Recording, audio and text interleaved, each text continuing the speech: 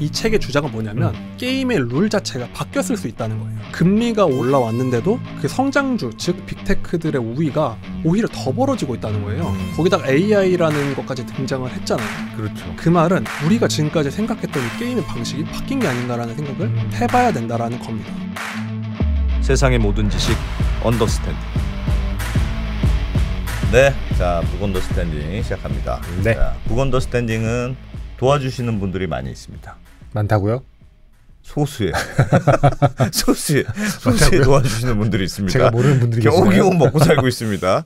네. 네, 저 특히 여기 뒤에 보이는 드림 플러스 이거 뭐 맨날 보여서 뭔지 잘 모르겠다. 아주 고마우신 분들.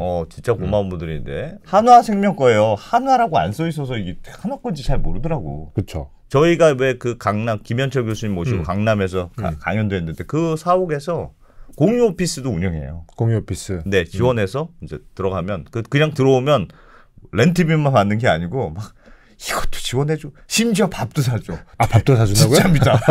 대박.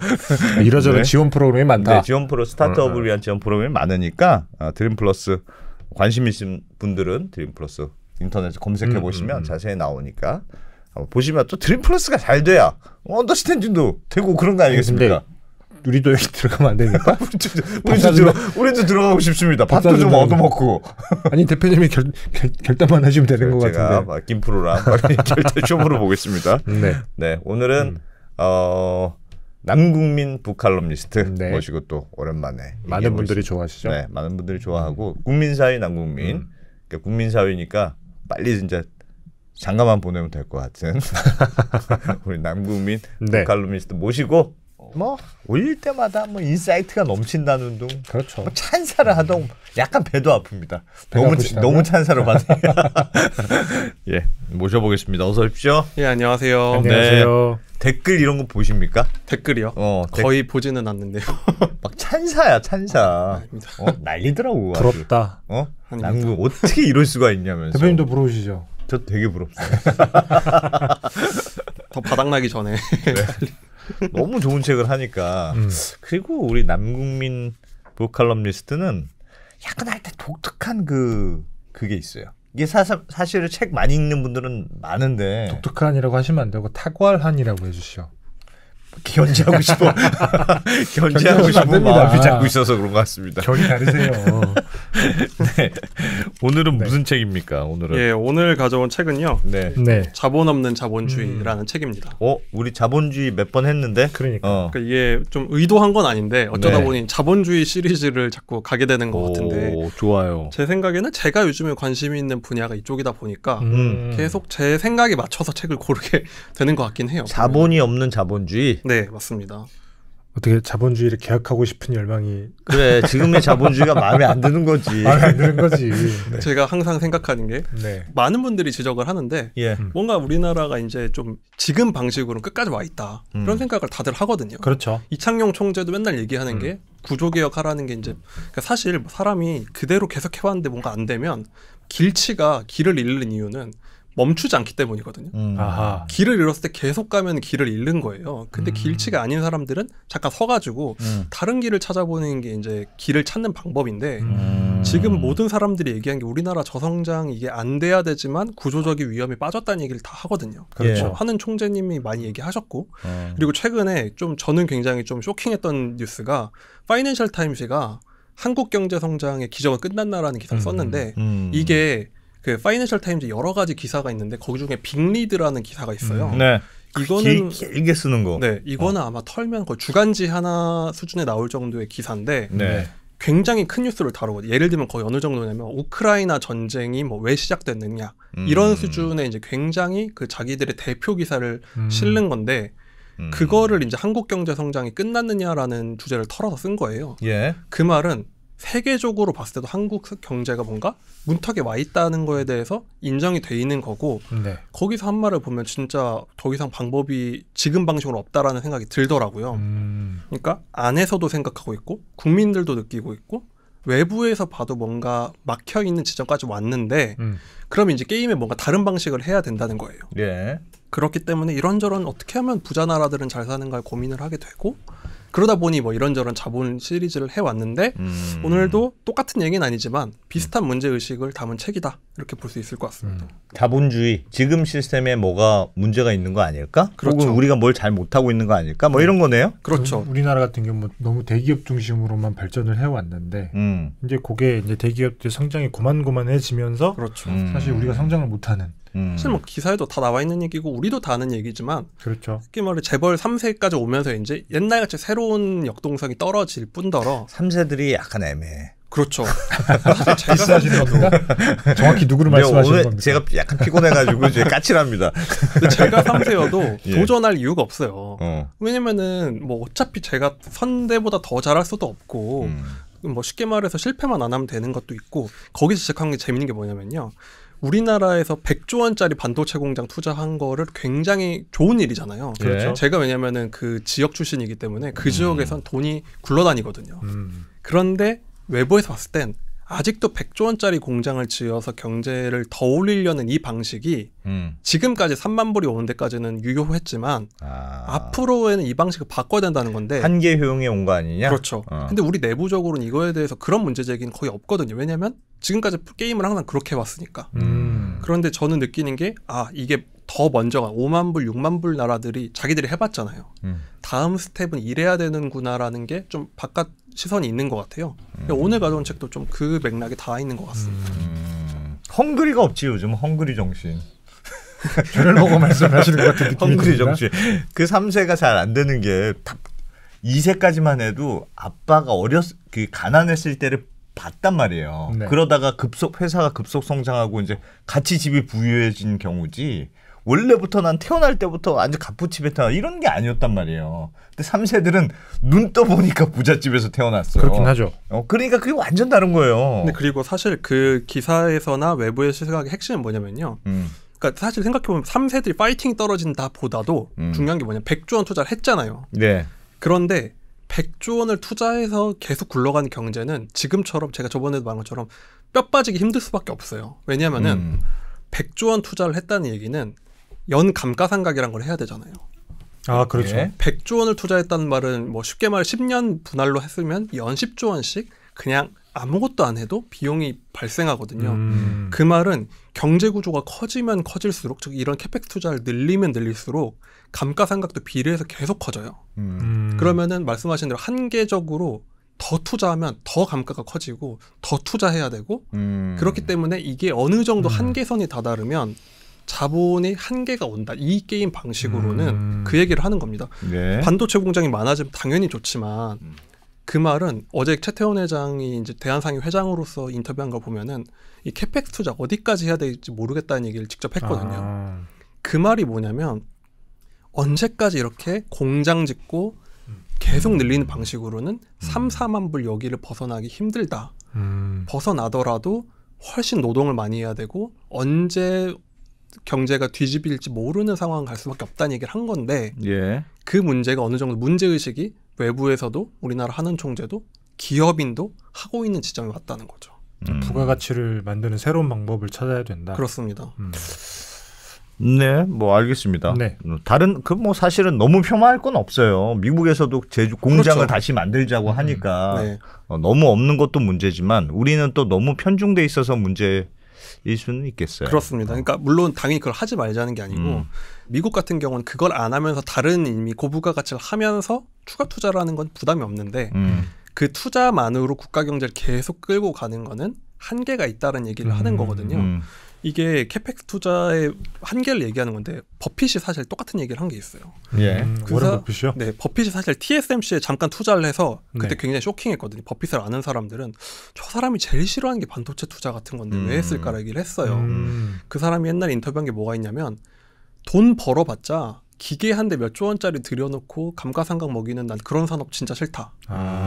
무슨 얘기를 하냐면 100년 된 기계에서도 버튼만 누르면 검은 물 나오는 산업이 좋다. 코카콜라. 코카콜라잖아요. 아하. 자, 그 기계는 100년 전 물론 그건 아니겠지만 네. 아무리 낡은 기계여도 버튼만 누르면 돈이 나온다. 심지어 코카콜라는 직접 생산도 안 하잖아요. 그렇죠. 실험만 하고 병입은 지역별로 하니까. 그러니까 쉽게 말해서 자본의 감가상각은 점점 줄어들면서 돈은 쉽게 버는 산업으로 가는 게 선진국 경제고 그래야지 고부가가치 산업으로 가는 건데 그 전에 감가가 굉장히 큰 산업들은 언제 투자해서 날아갈지도 모르고 감가가 계속 크니까 또 노동도 열심히 해야 되거든요. 그 부분을 지적을 하는 건데 요 책이 딱 그러면 감가가 없는 경제는 무엇인가 얘기를 하는 책입니다.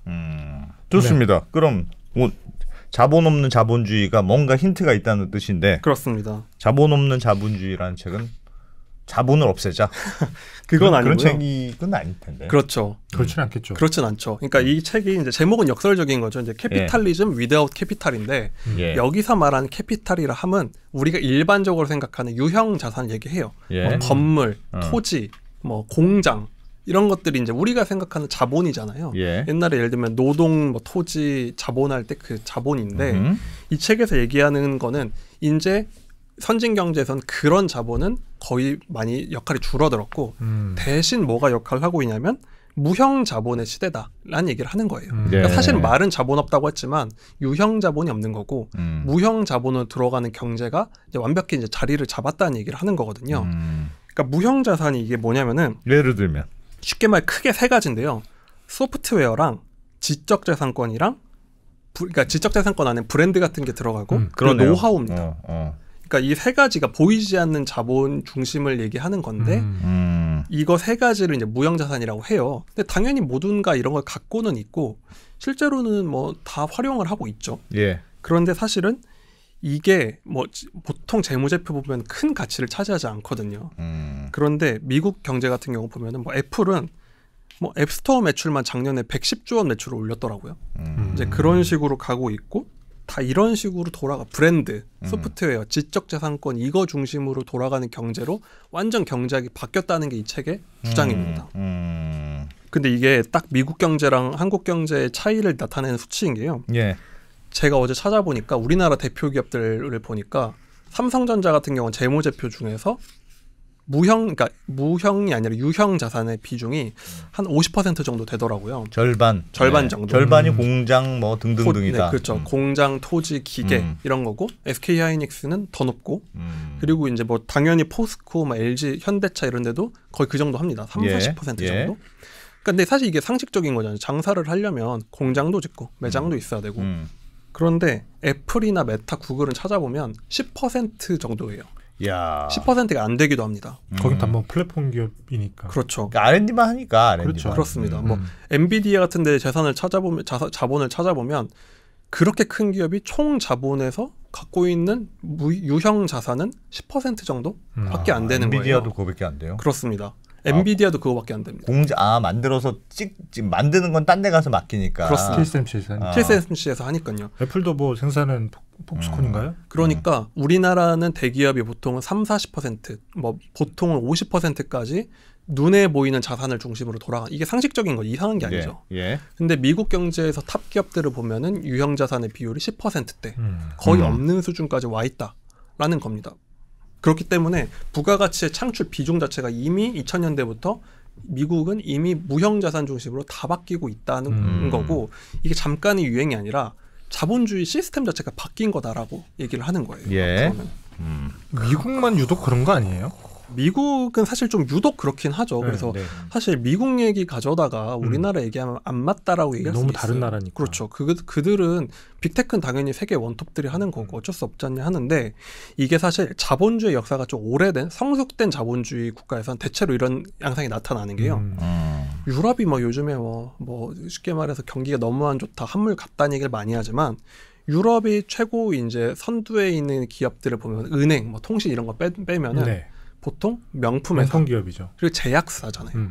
여기도 찾아보면 유형자산 비율이 굉장히 낮아요. 그러니까 뭐 은행이나 이런 건 어쩔 수 없는 뭐 어느 나라는 기간 산업인 거지만 유럽 같이 좀 성숙된 수준까지 올라간 나라들, 국민소득이 높은 나라들 같은 경우에는 명품, 제약 이런 식으로 유형자산에서 무형자산 중심으로 여기도 넘어갔다는 거죠. 그리고 이게 좀 아시아권의 선진국들이 유독 유형자산의 비율이 높은 경제를 계속 유지하고 있고 아닌 다른 선진 경제로 올라오고 있는 나라들도 무형자산 중심으로 우리가 모르는 사이에 거의 다 바뀌고 있다는 겁니다. 그러니까 이게 우리는 똑같은 자본주의를 하는 것 같지만 다른 게임을 사실은 알고 보면 하고 있다는 얘기를 계속 강조를 하는 거예요. 그러니까 당연히 경제 성장은 공장을 더 짓고 장비를 더 들이고라고 생각을 하는데 이게 다른 방식일 뿐더러 어쩌면 다음 스텝을 가는 거랑은 좀 동떨어진 방식일 수 있다라는 지적을 합니다. 계속. 근데 무형자산 이게 예를 들면 말씀하셨던 무슨 뭐 디자인, 뭐 특허, R&D 이런 것들이잖아요. 그렇죠. 그리고 눈에 보이지 않는 뭐 계속 코카콜라처럼 끝도 없이 뭐가 나오는데 그 비법은 아무도 모른다. 비슷하게 만들려고 하는데 왜 맛이 다르지? 그렇죠. 뭐 이런 거잖아요.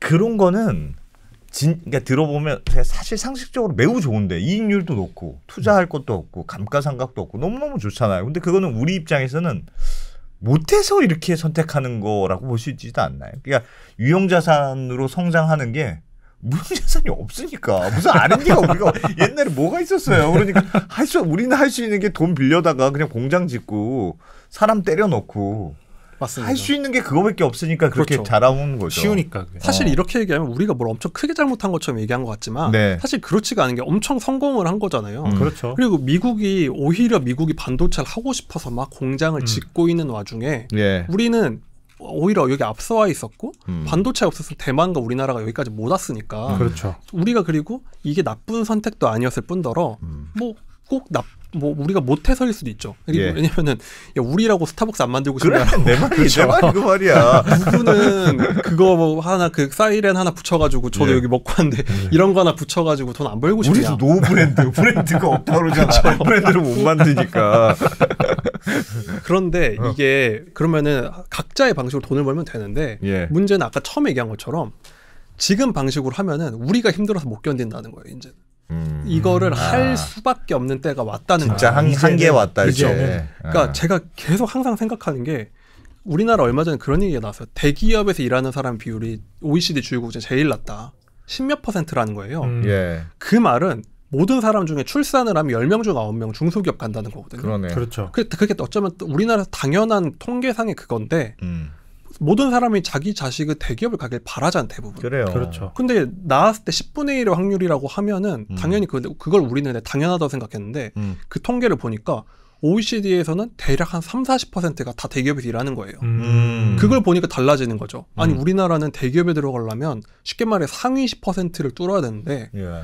외국은 둘 중에 하나는 대기업에서 일한다. 근데 이거 뭔가 잘못됐다는 거예요. 근데 그게 어디서 나오냐면 우리나라는 대기업이 문이 좁을 수밖에 없는 게 100조 투자 정도는 해야 좀 이름 내민 대기업이 되는 나라가 우리나라 구조예요. 쉽게 말해 공장 10조 원짜리 못 지으면 대기업이라고 명함을 못 내밉니다. 예. 그러니까 사실 배터리 이런 것도 대기업이 있으니까 가능한 거지만 그러니까 당연히 일자리도 적을 수밖에 없죠. 근데 외국의 무형자산 중심의 경제들은 그런 식의 엄청난 유형자산 투자가 아니라 사람을 뽑는 거예요? 그렇죠. 사람을 뽑아가지고 무형자산 중심으로 너는 여기서 내수 사업하고 여기서 서비스 만들고 이렇게 계속 생기니까 문이 넓은 거예요. 그러니까 갈 자리가 많은데 우리는 쉽게 말해 반도체 원툴 회사 나라라는 거죠. 그렇지. 태어나면 얘를 딱 나왔을 때 반도체와 그 주변에 있는 수출 산업의 10분의 1에 딱 타겟팅 안에 못 들어가면 사실상 잘 살기가 쉽지 않아지는 경제가 돼 있는데 하는 총재님이 얘기한 거는 이 구조 바꾸지 않으면 저출산도 해결 못할 거다라는 얘기를 계속 수익도 어렵고. 그러니까 우리가 스타벅스를 못 만들어서 배가 아프지만 예. 지금이라도 저거 어떻게 만들까? 모두가 그 고민을 해야 된다라는 겁니다. 말하자면. 고민해야죠. 고민해야 되는 건 맞는 얘기인 것 같아요. 언더스탠딩도 좋은 회사인데. 우리는 완전 무형자산밖에 없네. 그렇죠. 근데 이게 유형자산이라고 찾아볼 수가 없네. 무형자산 비즈니스를 하고 계셔서 더 체감을 하시는 이게 중요한 점이 뭐냐면요. 이게 아까 유형자산 감가상각 말씀드렸잖아요. 네. 시간이 지날수록 오히려 감가가 계속 커져요. 그렇죠. 감가가 수십 조 원이 나가면 더 일을 열심히 해야 되고 한 번 망하면 안 돼. 계속 투자해서 늘려야 되거든요. 네. 근데 이 무형자산 비즈니스의 좋은 점 뭐냐? 쉽게 말해 5년 전에 올린 영상도 조회수가 계속 올라가요. 감가가 아니라 증가가 되거든요. 아하. 그러니까 지금 영상 수가 늘어나시는 게 옆으로 쭉 늘어나면 뿐더러 옛날 영상도 위로 올라가잖아요. 곱하기 하면은 제곱으로 이 가치가 성장을 하는 게 무형자산이라는 거예요. 만약에 가게를 여셨는데 처음 올린 영상이 기계라고 하면 지금 좀 감가가 꽤 됐을 거예요. 중국 가격이 이만큼 그렇지. 새로 사야 되는데. 그렇죠. 근데 처음 올린 영상이 지금도 수익을 내고 있잖아요. 근데 국가 경제 자체가 이런 시스템으로 바뀐다는 건 국가가 더 이상 캐펙스 투자를 안 하고도 계속 굴러가면서 산다는 거예요. 그러니까 미국인들은 지금 뭘로 먹고 사냐? 나이키 마크, 스타벅스 마크 그런 게 그냥 가만히 있어도 코카콜라 돈을 벌어다 주는데 우리와 대만은 공통적으로 그 엄청난 공장들이 지금도 돈이 깎이고 있다. 깎이는 만큼 돈을 더 투자해야 된다. 그건 진짜 문제네. 그러니까 이게 국민들이 먹고는 살아도 여럿 중에 한 명만 먹고 살고 이거를 계속하면은 편하게 살 수가 없다.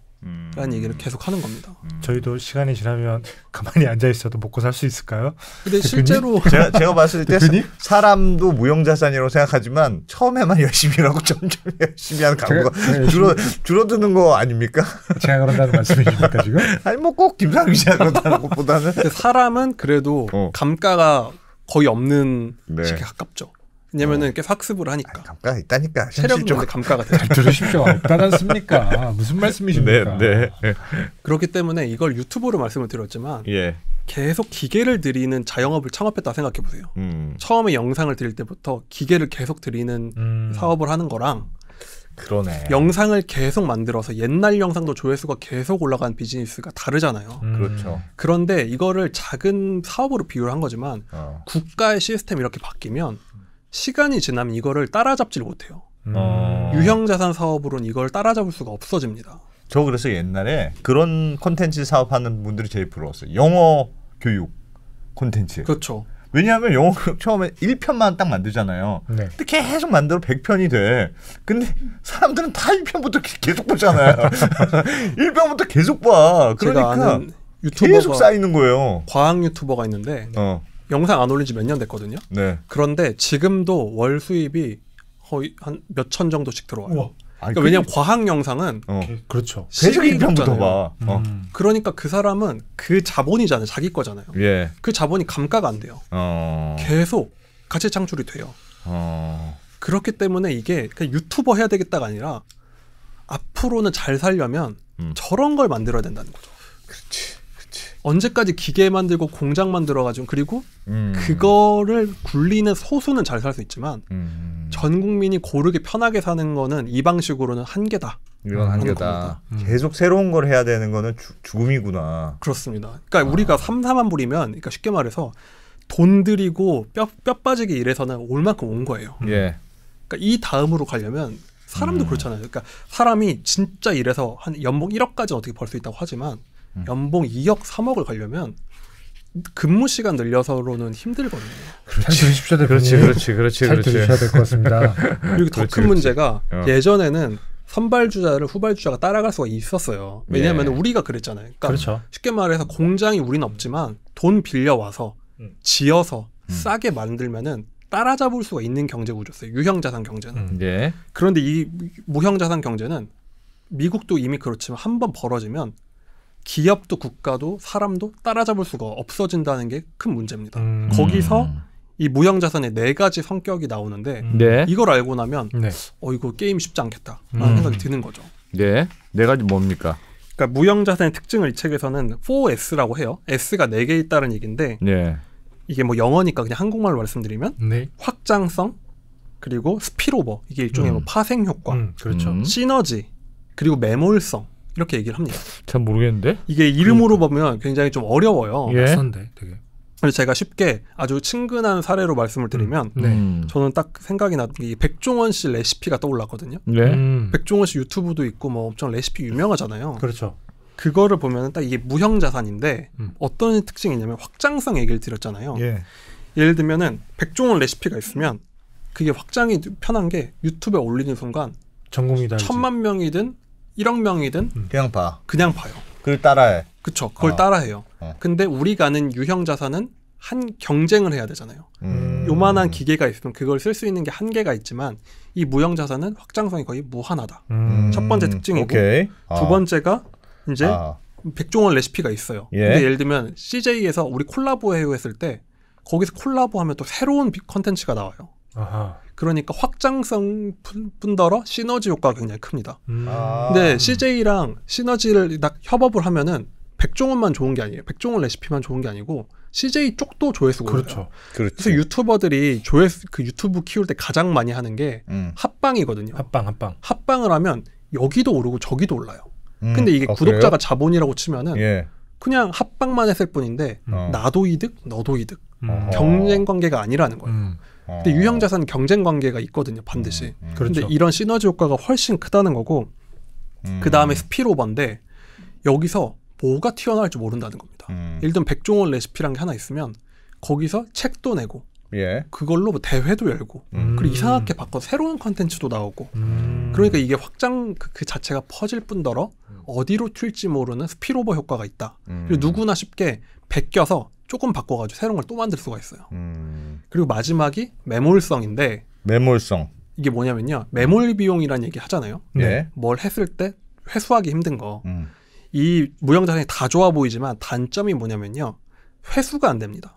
회수가 안 된다. 팔 수가 없으니까. 예를 들면 제가 카메라 사진 찍기가 취미가 생겼어요. 네. 그러면 카메라를 중고나라에서 샀어요. 예. 근데 그거 하다가 취미가 그만해야 되겠다, 별로 안 하는 것 같으면 팔면은 그만이거든요. 그러니까 50만 원에 산 거 50만 원 팔면은 처분이 되잖아요. 카메라는 그렇죠. 처분이 된다. 그렇죠. 근데 카메라 강의를 들었어요, 제가. 예. 그거는 다시 처분이 안 돼요. 아. 그러니까 한번 무형자산은 내가 이거 해야지 하고 연구개발 투자를 했을 때 만들지 않은 성과물을, 근데 그걸 다시 처분해서 돌려받지 못한다는 점이 있습니다. 실패하면 꽝이구나. 그렇죠. 실패하면 꽝. 실패하면 꽝이다. 공장은 최소한 기계라도 남고, 그렇죠. 공장이라도 있는데. 네, 그래서 그러니까 하기가 쉽지 않죠. 그렇죠.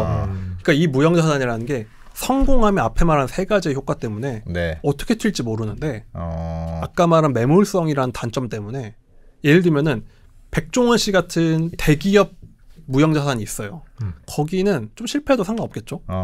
그런데 후발주자 입장에선, 제가 직장인 이제 요리 잘하는 유튜버면은 예.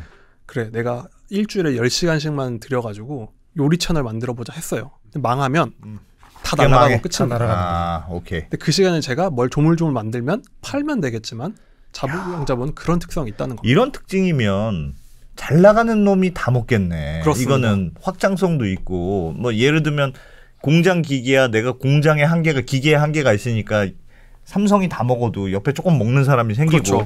조금씩 그냥 남은 여지가 있는데, 뭐 이런 거는 무형자산은 백종원 레시피가 좋으면 다 백종원 레시피로 그냥 가는 거지. 그렇습니다. 거기서 뭐 특출난 게 없으면은 살아남지를 못하겠는데. 이게 이 무형자산을 왜 그래서 고민을 해야 되냐면, 예. 아까 말씀하셨잖아요. 우리가 못하니까 어쩔 수 없는 거고, 우리는 이렇게 잘하고 있으니까 너넨 저거 해, 우린 이거 해 할 수 있잖아요.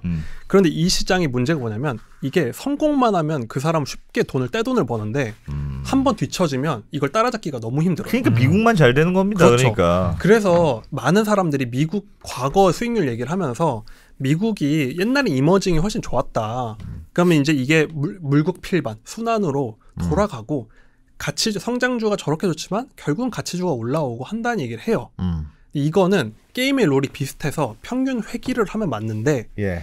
이 책의 주장은 뭐냐면 게임의 룰 자체가 바뀌었을 수 있다는 거예요. 이전까지는 똑같이 공장 짓고 물건 만들어서 경쟁하던 시절에는 저 나라가 물건을 너무 많이 찍어내면 후발주자가 새로 공장 막 지어서 따라갈 여지가 따라잡을 있구나. 수가 있어요. 예. 그러니까 이머징이 뜬 거잖아요. 미국 그렇죠, 너무 그렇죠. 물가 비싸. 나가자 했는데, 만약에 세계 경제가 이런 유형 자산에서 무형 자산으로 다 게임의 롤이 바뀌었다.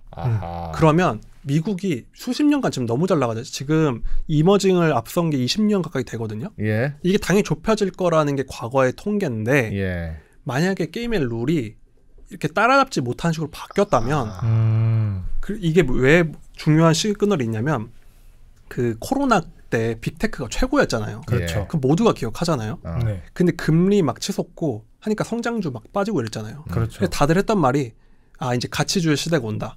드디어 이제 금리도 정상화되고, 저건 저금리 때 적어야 했는데, 지금 이제 미국 금리가 5.5%잖아요. 예. 그래서 미국에서 중요한 그 지표 중에 하나가 이제 성장주를 가치주로 나눠서 이제 얼마나 이걸 벌어졌나를 보거든요. 네. 근데 닷컴 버블 이후로 성장주가 내려왔다가 한 지난 10년간 성장주가 압도를 하고 있어요. 네. 그런데 코로나 끝나고 다들 이게 이제 회복될 거라 생각해서 소형주 사고 러셀에 투자하고 많이 했거든요. 예. 지금도 근데 이 격차가 오히려 하나도 안 좁혀졌어요. 아직 여전히 금리가 5.5%까지 올라왔는데도 그 성장주 즉 테크, 빅테크들의 우위가 오히려 더 벌어지고 있다는 거예요. 거기다가 AI라는 것까지 등장을 했잖아요. 그렇죠. 그 말은 우리가 지금까지 생각했던 이 게임의 방식이 바뀐 게 아닌가라는 생각을 해봐야 된다라는 겁니다. 그게 왜 그럴까요? 그러니까 예전부터도 무형자산은 중요했을 것 같아요. 그게 수익률도 높고 한 번 하면 말씀하셨던 대로 확장성도 있지, 스피로버 효과도 있지, 뭐 써먹을 때가 많으니까 감가상각도 게다가 없어. 그러니까 그렇죠. 뭐 한 번 스타벅스면 그냥 계속 스타벅스니까 그렇습니다. 돈을 어마어마하게 벌 수 있는 환경은 맞는 것 같은데 네. 지금 그게 더 중요해졌다는 걸 잘 모르겠어요. 그게 왜 그러냐면요. 우리가 이 책에서 이제 여러 가지 이제 이 사람이 연구를 해서 볼 때는 90년대까지만 해도 미국도 그때까지만 해도 유형자산에서 나오는 부가가치가 더 컸다는 거예요. 예. 근데 2000년대 들어서 그게 조금씩 역전이 되기 시작을 했고 무형자산이 더 중요해지기 시작했고 무형자산이 더 중요해지기 시작한 지 이미 수십 년 전이라는 거예요. 지금이 아니라. 그러니까 미국은 계속 유형자산에서 무형자산 전환을 해오고 있었던 거예요. 예. 그런데 그게 어느 순간 티핑 포인트를 넘었고 그게 아까 말씀드린 성격 때문에 유형자산은 감가가 되지만 얘는 계속 그 푸노블이 굴러가는 시스템이기 때문에 이게 따라잡지를 못하는 시스템으로 이미 체질이 바뀌었다라고 얘기를 하는 겁니다. 그걸 설명하기 위해서 무형자산의 4가지 성격을 얘기를 한 거고요. 근데 이게 진짜 이 무형자산의 4가지 특징이 잔인한 게 뭐냐면요. 딱 제가 아까 말씀드린 것처럼 뭐 우리나라의 어떤 IT 대기업, 뭐 구글이라고 할게요. 외국 예. 기업을 얘기를 하면은 제가 어떤 반짝반짝한 아이디어가 있는 소프트웨어 창업자예요. 근데 제가 어떤 서비스를 냈어요. 꽤 아이디어가 괜찮아요. 그런데 그거를 그런 회사에서 비슷한 서비스를 출시를 했어요. 예. 그게 이제 스피로버 효과거든요. 예. 왜냐면 너나 나나 똑같이 이건 등기도 안 되고 베끼기가 쉽다는 거죠. 베끼기가 쉬운 거죠. 예. 근데 제가 구글을 베끼는 거랑 구글이 저를 베끼는 거랑 다르지. 상대가 안 되는 거예요. 다르지. 구글 베껴보려면 베껴봐 이럴 건 아마 그렇죠. 구글에서. 근데 만약 공장을 똑같아 봐. 진다고 치면은 어. 삼성 공장 옆에 제가 공장을 지어도 예. 이건 내 공장이고 내가 만드는 거야. 이건 법적으로도 보호가 되잖아요. 그렇죠. 그리고 이 공장 망하면 뭐 사업 망하면은 팔고 다른 거 하지 뭐가 되는데 제 입장에선 그렇게 했다가 베껴가면 방법이 없어요. 그럼 뭘 하냐? 취업해야 되겠다. 그 회사에 그냥 다니는 게 훨씬 이득이라는 거죠. 쳐내기가 너무 쉽구나. 그렇습니다. 이게 경쟁자를. 그러다 보니까 애플은 지금 전 세계에서 앱스토어를 쓰는 사람이 10억 명이 넘잖아요. 네. 10억 명이 수십억 명이잖아요. 네. 거기에 뭔가를 띡 올리면 전 세계 수십억 명한테 그냥 확장성으로 퍼지고 그 사람들한테 한계 비용은 없이 수익 다 걷고 예. 그렇기 때문에 도전 자체가 불가능한 구조로 가는데 우리는 요즘 빅테크가 참 잘 나가라 생각을 해왔지만 미국은 90년대부터 이미 체질을 계속 바꿔오고 있었다라는 얘기를 합니다. 이 사람들은 이 게임의 룰을 아는 거죠. 그렇기 때문에 이게 어쩌면은 제가 재밌게 읽었던 게 스콧 갤러웨이라는 빅테크나 이런 테크 기업 평론가 중에 아주 유명한 분이 있거든요. 예. 그 사람이 제가 기억나는 게 2017년에 읽은 책에서 그때 처음 테슬라라는 이름을 그 책에서 봤어요. 저는. 아마 다음 빅테크 후보가 테슬라일 거다라는 책이 거기 써 있거든요. 예. 근데 그 사람이 코로나 끝나고 쓴 책이 뭐냐면 거대한 가속이에요. 제목이. 그러니까 다 그때는 무슨 생각이냐면 코로나 끝나면 빅테크도 이제 한물 간다. 근데 그때 그 사람은 오히려 아니다. 이거는 한번 엑셀을 밟았고 더 갈 거다라는 얘기를 했는데 실제로 처음에는 좀 테크 빠지고 이래서 뭐 저 사람 틀렸네 했는데 지금은 오히려 AI까지 가면서 더 격차가 커지고 있잖아요. 그렇기 때문에 이 부분은 우리가 한번 심각하게 생각을 해봐야 되는 부분인 것 같아요. 이 게임의 룰에 대해서. 그래서 미국에서는 요즘 빅테크에 대한 견제 혹은 빅테크에 대한 너무 독점성을 좀 우려하는 그렇죠. 미국이나 유럽이 이게 가만 냅두면 그냥 싸그리 다 먹겠다. 네. 아니 그냥 뭐 씨도 다 전부 다 마르겠다. 뭐 그런 경각심이 있는 거 아닐까요? 그렇죠. 이게 지금 이 방식을 알게 되면은 옛날에는 예를 들면은 저 스탠다드 오일 같은 경우 유정 다 만들고 유정을 장악하고 뭐 아니면 철도를 장악하면 보이는 걸 장악하고 예. 이게 규제도 쉬워요. 눈에 딱 보이고 하는데 그렇죠. 이 무형자산은 뭐 여러 가지 법적 규제를 하고 싶지만 예를 들면 이런 거예요. 실체가 없으니까. 그렇죠. 스포티파이를 그러면은 이 지역으로 나눌 것이냐 여기서는 이 지역에서 더 이상 스포티파이 장사하지 마. 할 수 있을 것이냐. 하더라도 그게 효과가 있을 것이냐. 그러니까 기존의 게임의 룰로는 공장 규제하던 방식의 그 규제로는 안 된다. 그러니까 규제를 하고 싶긴 한데 누구도 쉽지는 않을 것이다. 미국, 유럽에서 아무리 반독점을 견제하고 싶어도 결국은 미국 경제 기업을 대체를 못 하거든요. 이 그렇죠. 게임의 룰에서는. 그렇기 때문에 견제는 하겠지만 한 번 우위의 성기업이 끌어내려오기가 쉽지가 않다. 크리티컬하지는 않을 거다. 그렇죠. 그렇기 때문에 미국 사람들은 지금 미국 1인당 소득을 보니까 7만 불 가까이 되더라고요. 근데 미국 인구가 3억 3천만 명이잖아요. 근데 7만 불이면 이게 어디 쿠웨이트 같은 산유국 소득인데 3억 3천만 명이 그런다는 거예요. 근데 미국인들이 정말 그 정도로 벌 정도 뼈 빠지게 일을 하는가? 그렇지 않은 거죠. 그렇죠. 도대체 그럼 미국은 누가 일을 해서 버는가? 라는 걸 생각해 봤을 때는 우리가 빨리 이거를 우리는 그거 못하더라도 하려고라도 생각을 계속해야 돼. 그러니까 지금까지의 방식으로 야 반도체 투자가 늘었으니까 경제가 좀 좋아질 거야 중요하지만 이 시스템 어떻게 바꿀 것인가를 진짜 생각을 해야 되겠다라는 겁니다. 근데 또 생각해보면 우리가 후발주자니까 우리가 잡을 수 있는 게 아니잖아요. 그러면 그렇죠. 사실 그러면 체념을 해야 되는 게 아닐까. 미국으로 이민을 가야 돼? 슈카 어떻게 잡으실 거예요, 대표님? 이민을 가야 되나 지금. 우리 슈카가 우리를 인수하기를 바라야지. 근데 이게 진짜 참 제가 씁쓸하다 느낀 게 뭐냐면 요즘에 이제 넷플릭스 켜면은 K 콘텐츠가 진짜 1등부터 10등까지 막 가득하잖아요. 그렇죠. 그런데 그 제작사들이 우리나라 성장기업들이 많거든요.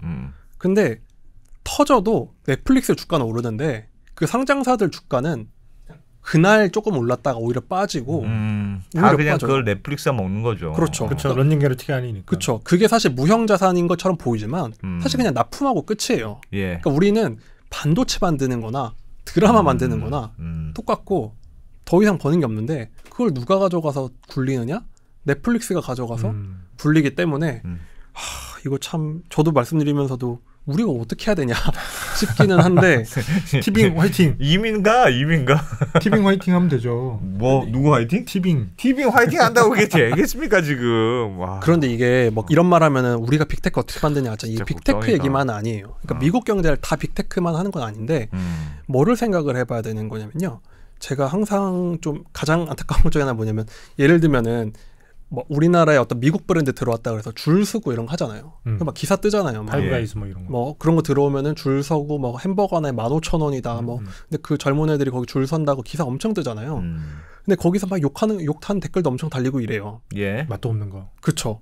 근데 이런 게 바로 무형 자산이라는 거예요. 그러니까 멀리 빅테크까지가 아니라 쉽게 햄버거를 2만 원에 팔아도 사람들이 줄 서서 재미로 소비되고 계속 거기서 그 사람들 햄버거를 파는 게 아니거든. 인스타에 올라간 이미지를 파는 건데 미국은 애플만 잘하는 게 아니라 모든 사업을 하더라도 그런 식의 하는 거가 엄청 활성화돼 있다라는 거예요.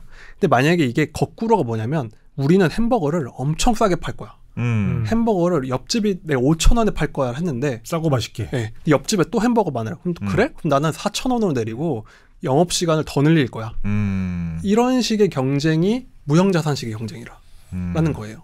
이렇게 되면 이 게임 방식으로는 돈을 벌어도 한계가 있다. 그런 식으로 하면 유형자산식. 그렇죠. 햄버거를 파는 건데 미국이 내수가 잘났다는 게 그런 걸 그래서 오픈런하고 욕하면 안 돼. 그러니까 우리는 왜 저런 2만 원짜리 햄버거를 못 만드는가? 저런 걸 만드는 젊은이들이 저 사람들 때문에 내가 미래에 우리나라가 편하게 살겠구나 라고 가야 된다는 거. 대표님 사고방식 바꾸셔야겠습니다. 뭐 어떻게 유형자산이 가득하신데 지금. 아니 근데 이거는 생각해보면 너무 따라가기가 어려운 게 그 무형자산은 그러니까 미국이라는 패권, 영어라는 패권, 달러라는 패권 막 그런 게 이미 기본적으로 있고 거기에 파생되는 것들이라서 그런데 이게 진짜 우리가 열심히 시장 자체가 다르죠. 미국은 시장이 전 세계 모르겠습니다. 될 수는 있겠으나 그런데 이게 빅테크를 만들자는 게 아니라 제가 방금 말씀드린 얘기가 왜 사고방식의 차이가 뭐냐면요. 그러니까 저는 그냥 한국 기업인데 뭐 좋은 얘기니까 말씀을 드릴게요. 기업이라고 할지 모르겠는데 한국 가게라서 말씀을 드리면 그 안국동인가에 가면은 그 런던 베이글 뮤지엄이라는 가게가 있어요. 맛있습니다. 가보셨나요? 네. 근데 거기가 캐치 테이블 웨이팅 순위가 나오면 1등이거든요. 전국에서. 네. 근데 거기가 런던 베이글 뮤지엄인데 런던이랑 상관없어. 한국 사람이 만든 거예요. 런던이랑도 상관이 없고 뮤지엄도 상관이 없고 파리바게뜨 같은 거. 창업자가 얘기를 했어요. 자기는 그냥 그 이름들 좋아가지고 베이글 파니까 베이글 들어갔고 그러니까 런던 베이글 뮤지엄인데 웨이팅 그렇게 길고 사람들 가서 막 기고 들어가 보면 막 좀 멋있게 인테리어를 해놨거든요. 근데 쉽게 말해서 히스토리는 없어요. 그래서 그거 1등 했다 줄 서놓고 이러면 사람들이 막 욕해요. 막 야 런던이랑 상관도 없다더라. 그냥 베이글 파는 건 비싸기만 하더라고 욕을 해요. 그런데 그 사람은 무형자산을 파는 사업을 하신 거예요.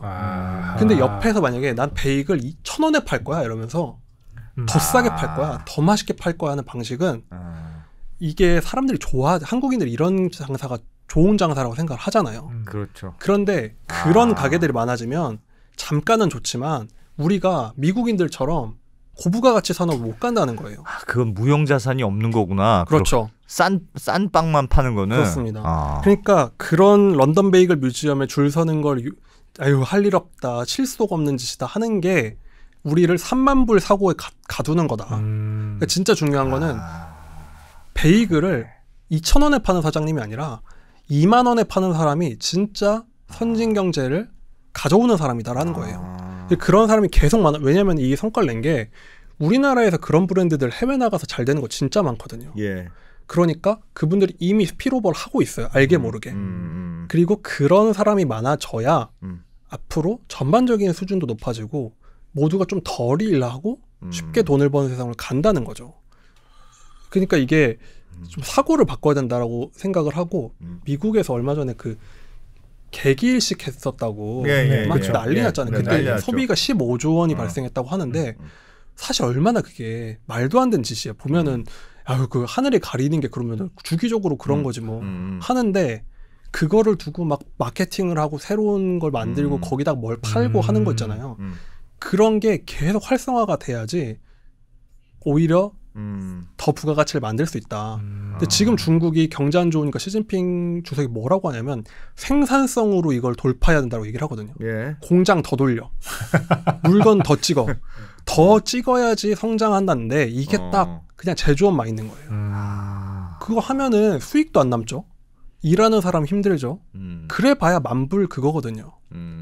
그게 아니라 진짜 선진국 가려면 진짜 돈이 어디서 나오는지를 알아야 된다. 부가가치를 높이는 방식이군요. 그렇죠. 부가가치. 이제는 물건 싸게 만드는 게 아니라 사람들을 줄을 세우고 재밌게 하고 2만 원을 내게 만드는 물건을 만드는 사람들이 돼야 된다. 뭘까? 저는 어떻게 해야 될까요? 그게 뭘까? 사람들 그 콧대 높은 사람들은 어떻게 줄을 세우냐고. 근데 실제로 보면은 우리나라에선 가장 익숙한 게 F&B 브랜드, 그런 푸드 브랜드여서 그런데 제가 그 창업자들 인터뷰를 쭉 찾아보면 해외 출신 분들이 진짜 많거든요. 그러니까 제가 보면은 그 사람들은 좀 그 뷰가 다른다는 느낌을 받았어요. 그러니까 애초에 시작부터가 물건 팔 생각 없다. 브랜드 이미지 파는 거다. 물건 이 점프가 늘리지 않다. 쉽게 말해서 우리나라의 자영업 방식이면은 잘 된다 싶으면 막 지점 쫙 깔아가지고 그렇죠. 해야 되는데 계속 지점 안 늘리다가 딱 백화점만 입점을 해서 브랜드 가치 더 높인 다음에 마케팅 몇 번 더 한 다음에 브랜드 가치를 최고로 끌어올려가지고 그때 팔고 그러니까 뭐를 파느냐의 뷰가 다르다는 거예요. 그런데 그게 무형자산이기 때문에 그게 그 사람에게도 좋고 사회경제적으로 더 많은 부가가치를 만든다는 거죠. 그래서 이걸 읽으면서 참 무형자산으로 장사하는 선진경제들은 참 편하겠다. 부럽다는 생각이 들고 뭐 잠깐 유행이 아니라 진짜 세상이 그렇게 바뀐 거라고 하면 우리도 쫓아가기는 해야 되는데 우리도 무형자산을 해야 될 것 같습니다. 언더스탠딩도. 그렇죠. 지금 무형자산 하고 있습니다. 대표님의 생각이 유형자산. 내 생각이 유형자산이라고 그런가? 이게 유튜버들도 보면은 굉장히 근면성실한 유튜브 방식이 있어요. 진짜 정말 속상하다.